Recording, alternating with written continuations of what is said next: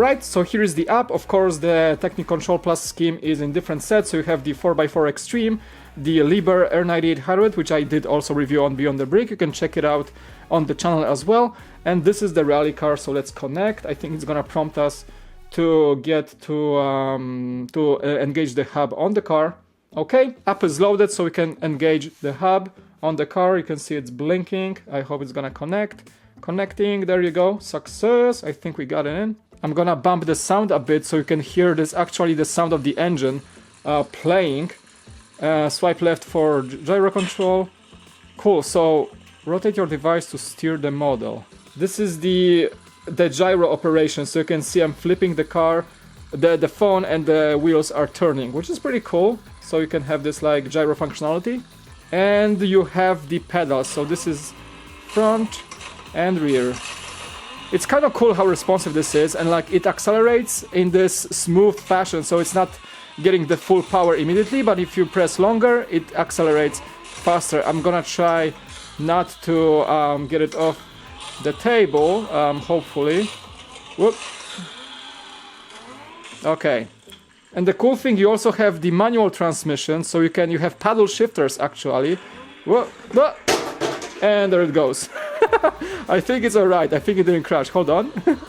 Oops. Okay, so there you had an unscripted crash test. It survived, so you can, at least I tested the durability of the car. It crashed from the height of the table on the ground, so you can see nothing really popped off, which I'm surprised. So there you go, crash test for you.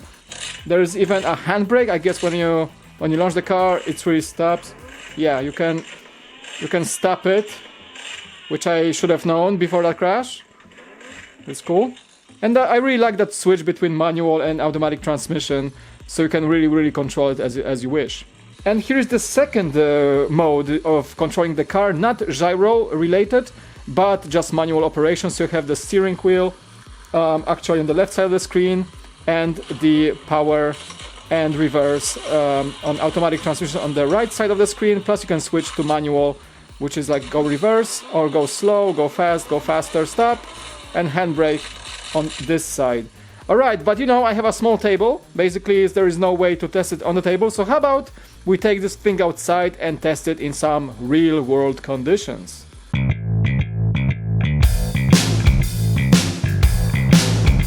Beautiful sunny day in San Diego. It was raining yesterday, but today perfect day to test it out, so we're gonna at least see how fast it can go. I heard rumors that it's not so fast.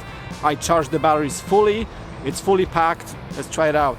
Perfect surface on this basketball court, why not?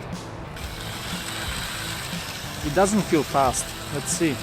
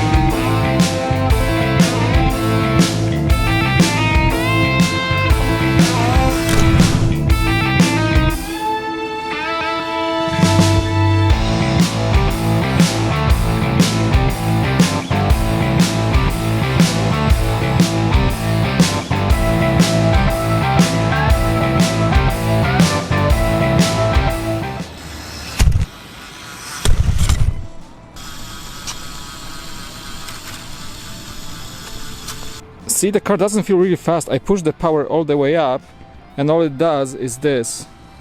It's not that fast, is it?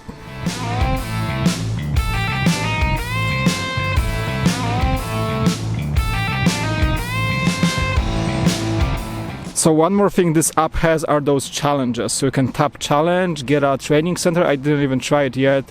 Manual transmission, go, start, ready.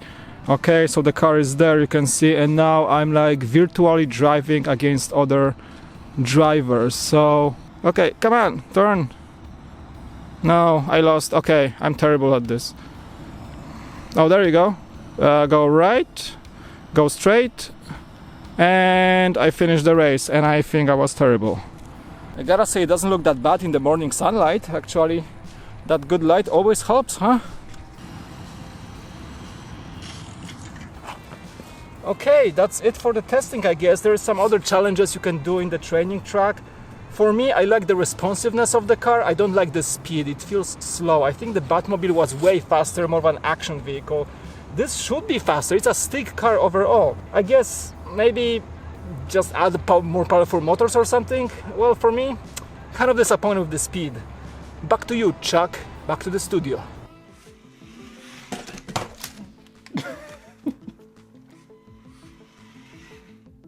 Okay, made it this time. I hope you guys enjoyed this review, this testing. I had a lot of fun with this set. I really like the functionality, but if I had to conclude the overall review of this set, I think it's kind of like a weird set to me.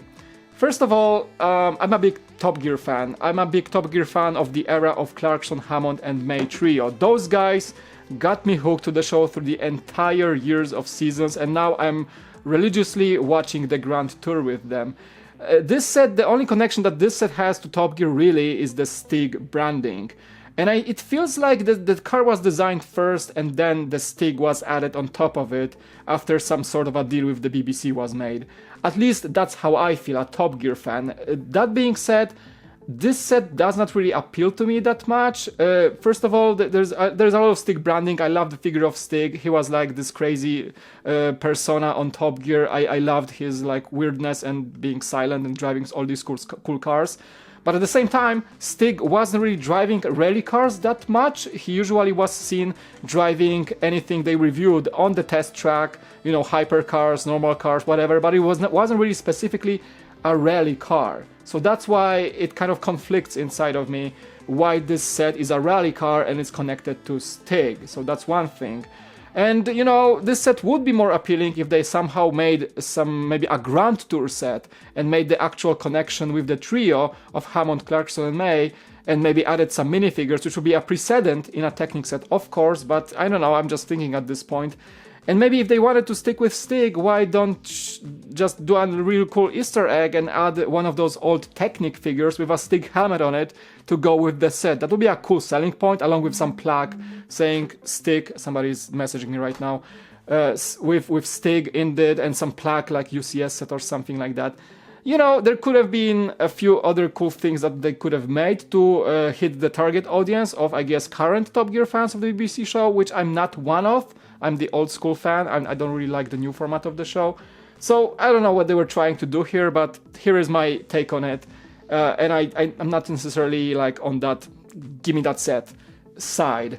It's a $130 set for not that many pieces, but I'm not really counting this because always, you know, remote controlled sets are about that price.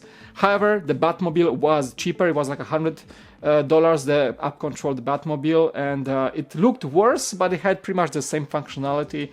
So this is like even $30 more for that, I guess, BBC branding. So I want to know your guys' opinion. What do you guys think? This set, great functions, looks not so much. The branding, for me, at least questionable, if you will. So I just want to hear what you guys think. The comments section is open below, so of course let me know. I hope to hear from you, and as always, subscribe, click the links for the merch store. You can get t-shirts, mugs, support us here at Beyond the Brick, because we really like doing those videos for you, and it takes a bit of resources to do so, so I hope you guys can support our channel. But I'm gonna just like have fun with it for a few more moments, and I hope to see you in the next video. Bye bye. Oh. Bye.